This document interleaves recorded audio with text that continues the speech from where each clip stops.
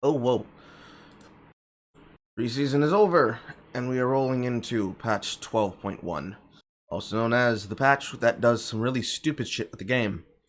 This is probably going to be the stupidest patch in the history of systems, and it's going to be annoying for a lot of reasons. However, there's some changes in here that are generally okay, but unfortunately, the thing is that a lot of this is going to be centered around what they have done to teleport.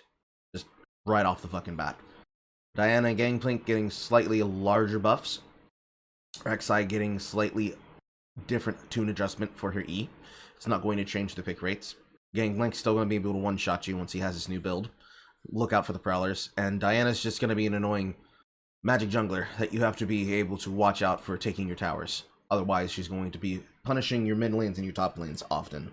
Sona exists, and Eclipse and Force of Nature and Immortal Shield Bow are getting tweaks, specifically to deal with their synergy on Ever Rising Moon, and the fact that Force of Nature versus Spirit Visage is an item that does not really get enough respect or enough use. So they're going to be buffing the absorb stack, and they're also going to be increasing the reduction by 225%. Immortal Shield Bow is getting 5 damage clipped off of it on the normal item not built for the Masterwork Blood Ward, and the lifetime shield is now dropping from 300 to 800 to 275 to 650. If you take Revitalize, you'll more or less see the return of this original gain.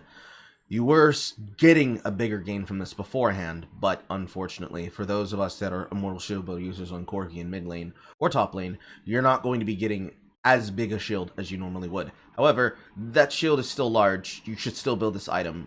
Please do not build Hydra 3rd or 1st, because somebody told you it's good, okay? Okay.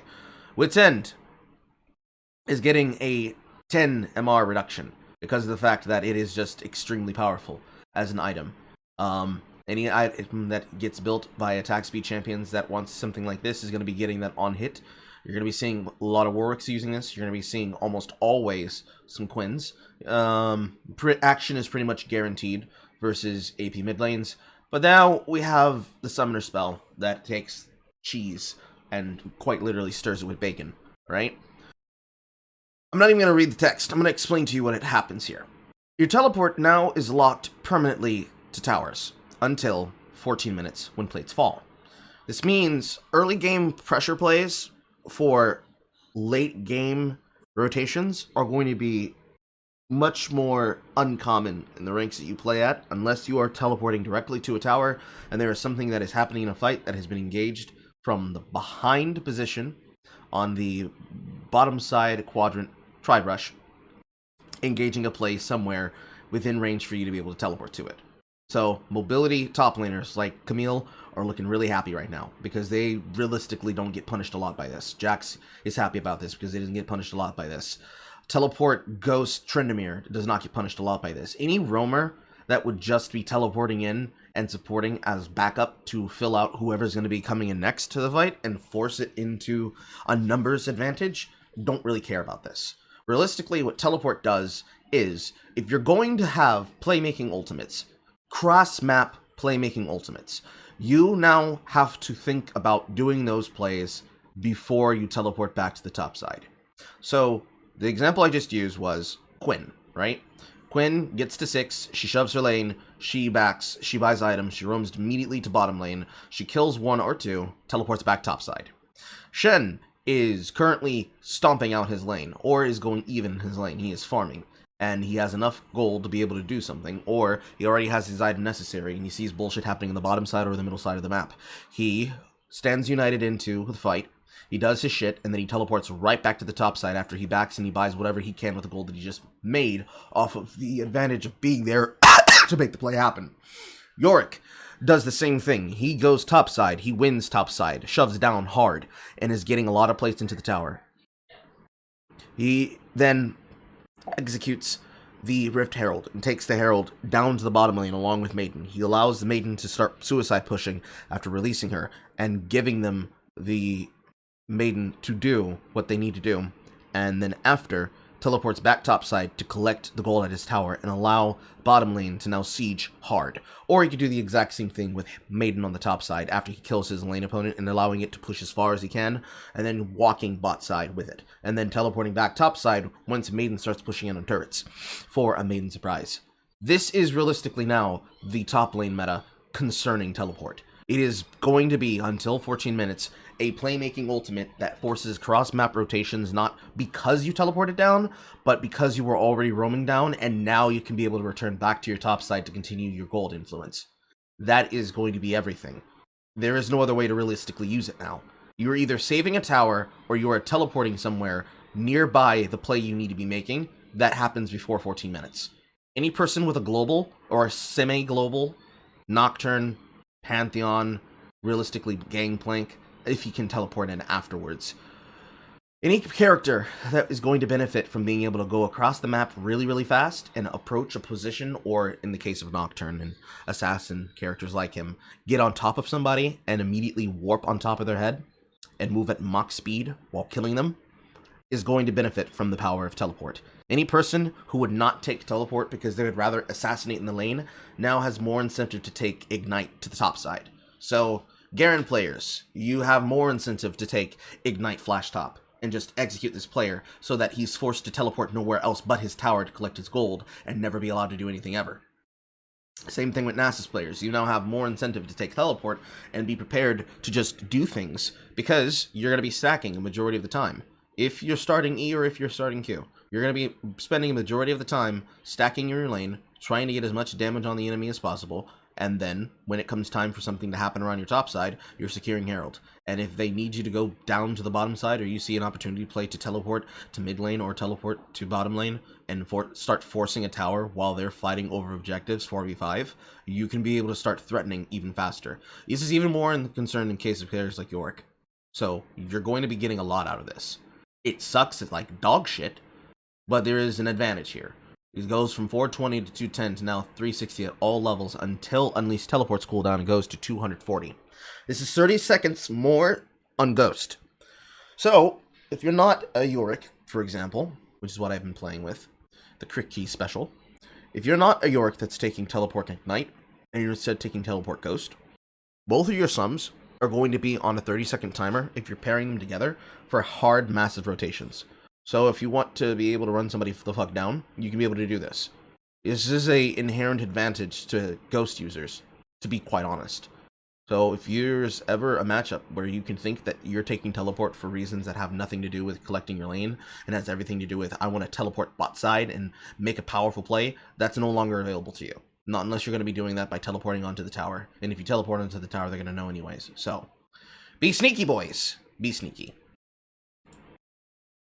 Moving on, you have the start times for the regions, you have decays, you have visual updates, shit that doesn't matter, and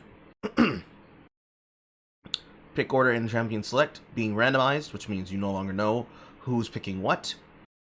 Behavioral systems with an upgrade. I had an argument with Freak last night, with David Turley last night about this, because what I said to him, and I'll show you the tweet in question.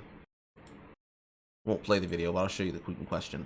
What I said to him exactly is that the problem with the game is that you have people who are running the fuck down frequently, constantly. And I called him out to his face that this is full of shit. You can't have people take a company standard and say that all chat toxicity is the worst thing possible, because removing something from the game is the company saying this is one of the worst things that we could possibly do. This is something that we have to change. It needs to be removed. It must be fixed. And then say, well, see, that's not my argument at all. How many things need to happen at Riot in order for us to understand that you don't give a shit about things, right? This doesn't even much really honestly change much at all.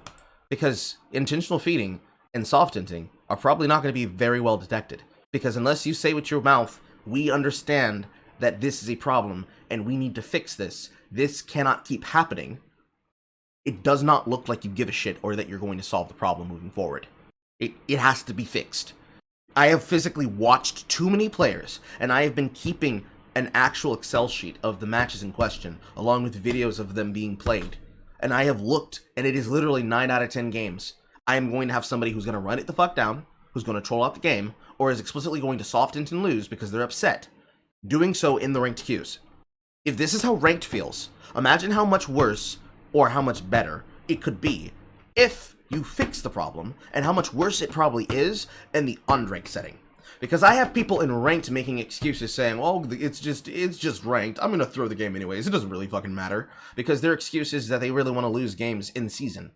I have people saying this shit during season, I have people saying this in season, and out of season during preseason. Mentally, something has to change. You kind of can't keep going on like this. Because if the assumption is, well, it doesn't really matter, it's gonna matter when all your content creators already quit. How many people do you need making a video that says, why I quit League? How many content creators do you need to have making a video saying, why am I quitting League? Before you realize why it's a problem in the first place. How many? How many have to say it? You guys are cracked if you think otherwise. Anyways, the biggest thing here, I think, is going to be this upgrade. Or rather, this change in addition to objective bounties. Making targets with active objective bounties have different health bars indicating their bounty status is probably going to be important because not enough people are actually playing around this concept that they've added to the game now. It is really bad. There's a bunch of other bug fixes in here that are good, especially things like Pantheon's Comet Spear. It is still a problem because there's still a problem with the shutting out of Yorick's E.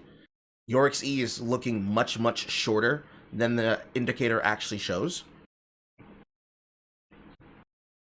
And hopefully with all these changes, something will be improved.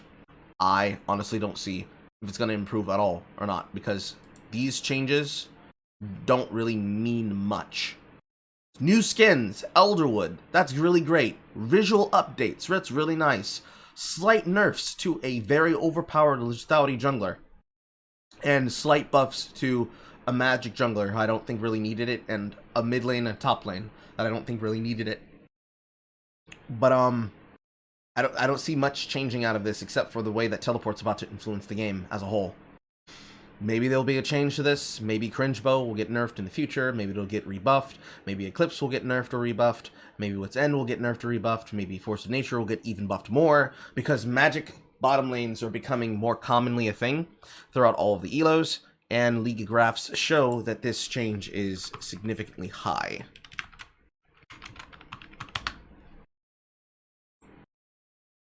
Because throughout the elos, the most common champions that are being overplayed and being banned in pick status are literally assassins and windshitters. You're seeing Kai'Sa, you're seeing Jhin, you're seeing Ezreal, you're seeing Caitlyn, you're seeing Lux. You're seeing a ban out of Zed, Yone Morgana, Yumi, and Yasuo. And then leading down just literally every kind of character that you don't want to see. And I can personally attest for a lot of these. Shaco, Vayne, Action, Vex, Victor, Talon. All you're seeing is characters that literally abuse these items or abuse people who are going to try to build these items against them. It is that bad. And that's just in Platinum. At Silver, it's even worse. Even worse. And then, all the way up to Master, same thing. All of these characters that these items are made for and made against are the reasons why they're being changed and buffed. Hopefully, that will change for the better, but realistically, it all comes down to how you treat things going forward. In your games, basically just look to try and take advantage of these players as much as you possibly can, and when possible, try to pick or ban status them so that you can be able to avoid the losses that come with it. Outside of that, there's really not much you can really say here. Alright, that's enough. I will see y'all when I see y'all. Coaching sessions will be right now, I think I'm going to set the current price for a while at $20 to $25.